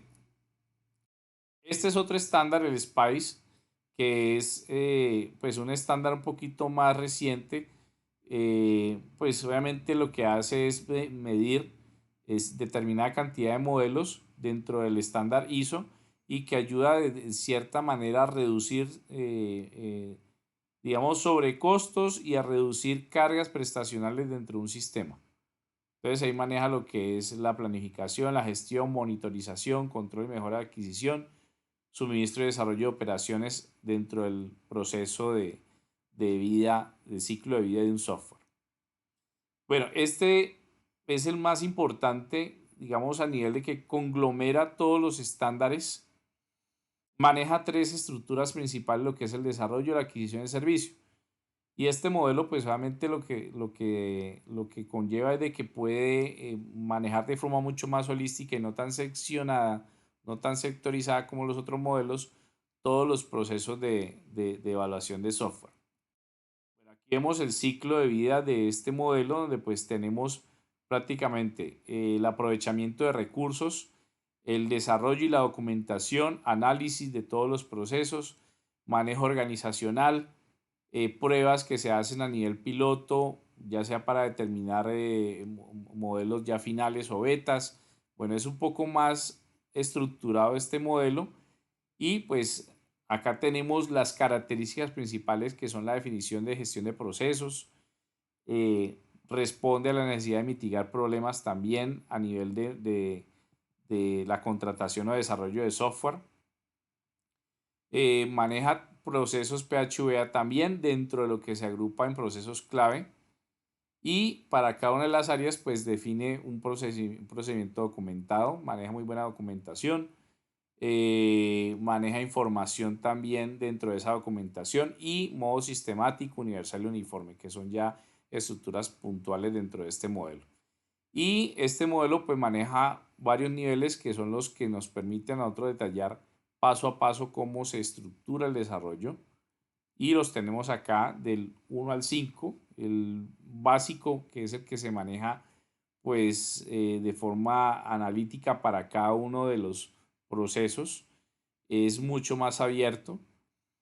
El número 2, el nivel 2, pues obviamente se permite gestionar esos tiempos y controlar el proceso de desarrollo. Ya el nivel 3 empieza a manejar los diseños propios de la ingeniería de sistemas, estableciendo la documentación, los esquemas, todos los arquetipos de niveles que se hagan para bases de datos, normalización. El nivel 4 pues ya utiliza las métricas ya puntualmente dentro de esos procesos de diseño, y el 5 pues ya genera de forma más detallada, o identifica cuáles son los errores o cuáles son las falencias que tiene este nivel de métrica. Bueno, en este recuadro vemos de forma pues descendente del nivel 1 hasta el 5 cómo se maneja cada una de las actividades, funcionalidades, qué estructuras tienen que ver con la organización y cómo se hace la planificación de toda esa información dentro del proceso de desarrollo, y cómo se estructura al finalizar de ese ciclo de vida del software, del proceso de desarrollo, cómo se puede implementar de forma más óptima. Bueno, aquí me pasé ya de tema, ya entramos aquí a pruebas de software. Bueno, igual les voy a explicar este mapita, que no es algo que ya hemos trabajado, pues de los que trabajaron conmigo en Ingeniería 2, vimos también en cierta manera este recuadro, pero lo voy a explicar de forma muy sencilla, que son las pruebas de software. Igual eso también está dentro del proceso de calidad, y se estructura como fundamentos de prueba de software, técnicas de prueba y fundamentos de pruebas de software por evaluación. Tenemos los fundamentos de pruebas de software por terminología, elementos clave, relación de las pruebas con actividades que están dentro del proceso de desarrollo. Están los niveles de prueba también, cuáles son los objetivos o qué es lo que pretenden medir las pruebas de desarrollo de software. Las técnicas de pruebas también, pruebas en caliente o pruebas de resultado. Cuando ya usted pues empieza a evaluar cuál es la salida de información, pues es la prueba más sencilla. Usted no va a coger un cronómetro allí para estar midiendo cuál es el tiempo de desarrollo de resultantes. Entonces, para esto pues existen unas técnicas y un software especializado para ello, que las casas de auditoría de software pues las tienen. Y los fundamentos de pruebas, pues donde se evalúa un programa y cómo se realizan las pruebas y cómo se manejan esas consideraciones.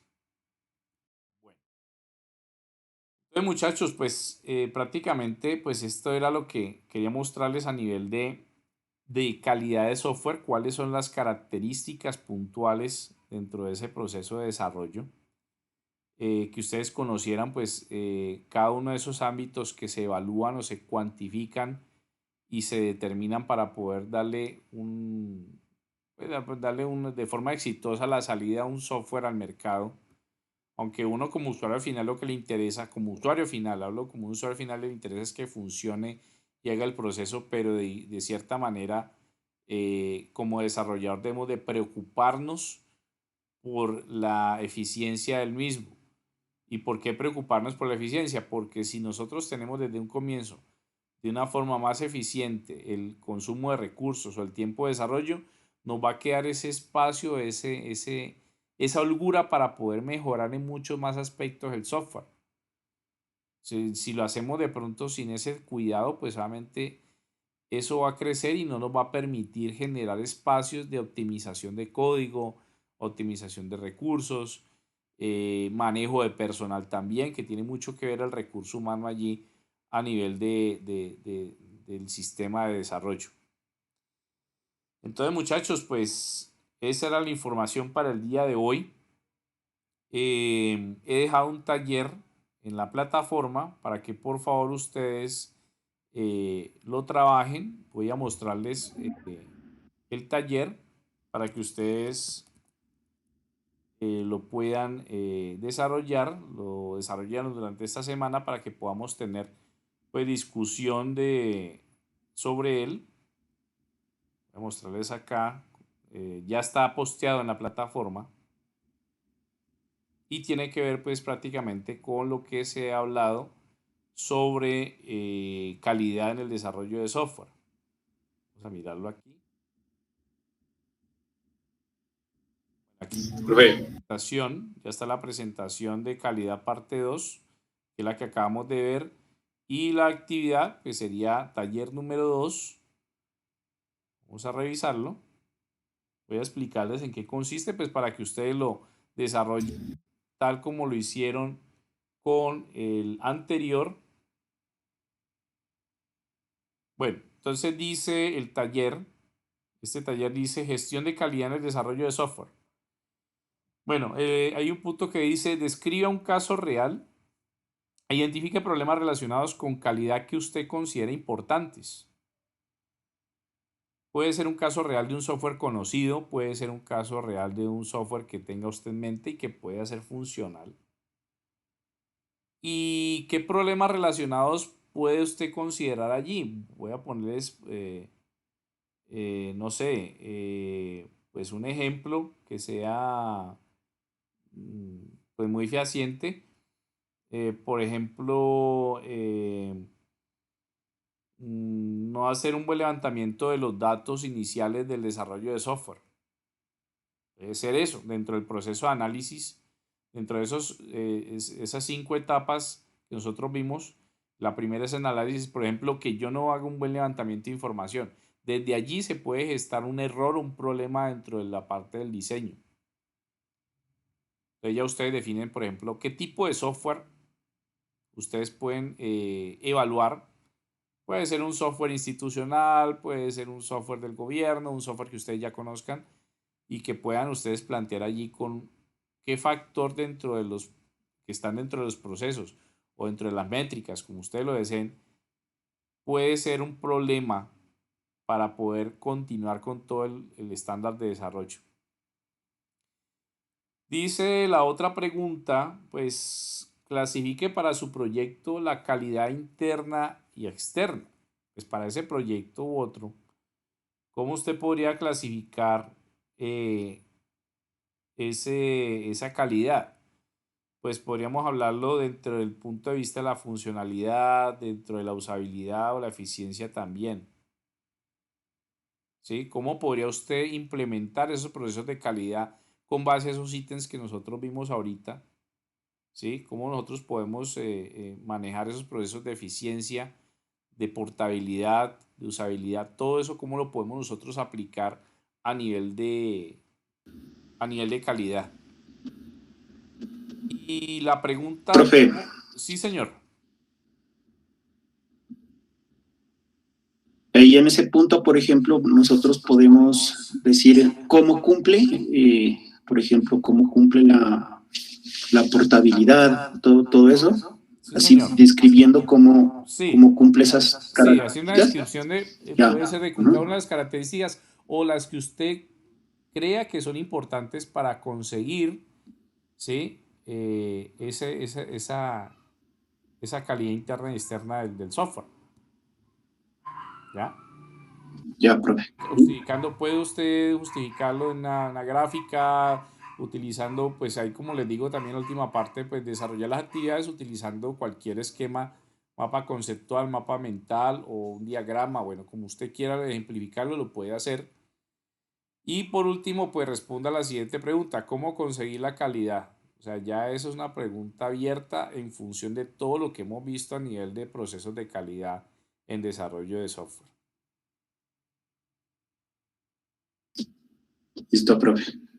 Bueno, muchachos, quiero llegar a un acuerdo con ustedes. Ya ustedes saben que en 2 semanas estamos finalizando prácticamente el curso, ¿no? Ya en abril ya estamos finalizando. Yo les voy a proponer algo. Quiero poner unos temas de exposición con respecto al desarrollo de software. Unos temas muy puntuales para que ustedes hagan la respectiva exposición de los temas que les voy a plantear. Son temas que tienen que ver obviamente con desarrollo de software, pero que puedan ser de mucha más actualidad o de investigación por parte de ustedes. Que ustedes busquen en internet, investiguen y puedan dilucidar y argumentar esos temas en función de lo que hemos visto a nivel de desarrollo de software, ¿sí? Entonces yo les voy a proponer esos temas, ustedes los desarrollan y los exponen sin salirnos pues de la temática de la estandarización y de todos esos procesos que tienen que ver con ingeniería de software. Entonces, no sé, ustedes me dirán si lo hacemos así, hacer una exposición, o lo hacemos de forma escrita, funcional, con base a un caso, y ustedes lo desarrollan y lo suben a la plataforma. Mejor exposición, profe. Sí, exposición. Bueno, perfecto, listo. Y esas exposiciones, pues hacemos una mesa de debate también como para empezar a aportar y argumentar muchos conceptos que se vean allí. Sí, me parece pues que es una forma como de enriquecer los temas. Hoy aprendimos muchas cosas a nivel de desarrollo. Esos aportes muy buenos, muchachos, muy buenos de parte de ustedes. Pues así es que se enriquece el proceso de aprendizaje. Pues no solamente del docente hacia ustedes, sino que ustedes también pueden de cierta manera pues aportar. ¿Ya? Profe, Sí, señor. una pregunta. ¿Será que se puede trabajar en equipo? Porque a veces los temas para una persona o individuales como que se extienden o hay muchos interrogantes, no sé. Bueno, ustedes me dirán, si hay la posibilidad. Si por grupos, entonces lo hacemos por grupo. Yo propongo los temas y ustedes investigan sobre esas temáticas, pero correlacionadas pues a lo que nosotros estamos trabajando. Bueno, voy a llamar a la lista aquí. Luis Fernando ya está por aquí. Los que yo tengo marcados que usted ve en pantalla, ya pues obviamente ya están allí. Johnny Sinisterra, ya lo vi. Johnny José Sinisterra. Presente, profe. Francisco Javier, Francisco Javier Castrillón. ¿Está por allí? No, yo creo que no se conectó, No tenía está. problemas de energía. Bueno, ya había Edison allí, ya había Luis Rolando, William también, Maluf ya está, John Jairo Barrios también lo vi, ahí está John Jairo. Presente, profe. Carlos Andrés Guato, ¿estará por allí? Ah, ya lo vi. Sí, profe, sí, por acá estoy. Listo, bueno, muy bien, muchachos. ¿Falta alguien por allí? Bueno, ya ahí Diana Mireya pues me llamó temprano que no podría presentarse porque tiene una excusa, pues tiene un problema de conectividad, ya ella me llamó, entonces no puede presentarse. Listo, Wendy ya también está listo. Bueno, muchachos, entonces pues no siendo más, quedamos Cuape, por favor desarrollen el taller que está propuesto y ya voy a subir la grabación para aquellos que quieran retomar información de lo que se habló. ¿Listo? Listo, profe. Listo. ¿Hasta tenemos, profe, o hay fecha límite? No, durante esta semana, háganlo durante esta semana y lo suben, por favor, antes de la clase. Ya, listo, profe. Listo. Profe, para las exposiciones, ¿cuándo manda el tema? ¿Si alcanzamos con las 2 clases que nos quedan para exponer todo? Próxima clase, yo voy a ir sacando los temitas esta semana y la próxima clase los posteo para que discutamos cómo se van a trabajar. Ya, listo, profe. En un solo día nos vamos a exponer todos. Profe, Sí, eso estoy pensando, pues igual si se va a hacer por grupo, Gerardo. O sea, se va a hacer por grupo, sí. entonces yo pienso que en un solo día se puede hacer. Profe, yo le tengo una propuesta mejor. De todos esos temas, ¿por qué no hacemos una mesa de debate y cada uno en la clase puede ir hablando, ¿no? Bueno, Está diciendo tal tema y pues cada uno si digamos son 3 temas o 4, pues cada uno aporta. ustedes me dirán. Pues me parece más fácil porque pues de pronto no alcanzamos a exponer todos, pues Sí, digo, porque ¿no? la propuesta inicial, Luis, era que por grupos, porque en realidad son 16.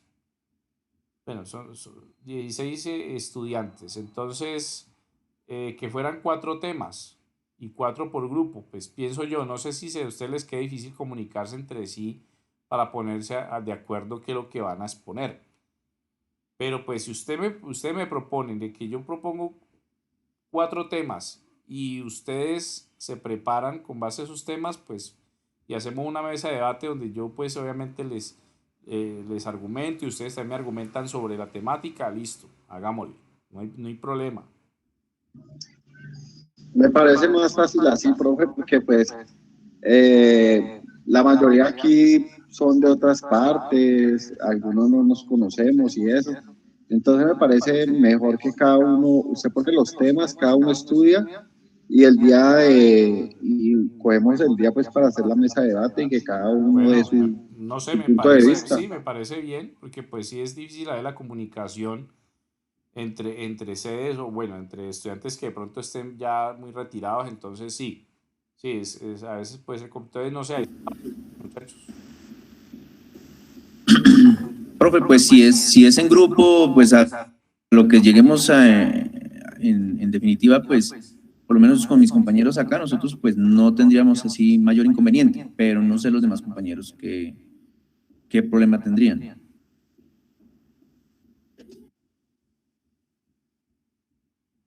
Bueno, yo de todas maneras, A mí me parece mejor la mesa, de debate. Voy a sacar 4 temas importantes para que pues, se orienten a lo que se ha trabajado dentro del análisis de desarrollo de software y lo discutamos para pues ya hacer la exposición el último día. ¿Listo?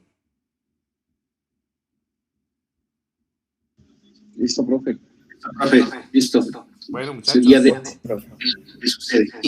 ¿Cómo va el partido? Por ahí escucho a alguien por ahí viendo partido. Bueno. 3-0. Ganando, profe. 3-0. Ah, bueno, vamos bien. Listo. ¿Ya para qué? Bueno, listo, muchachos. Entonces nos vemos.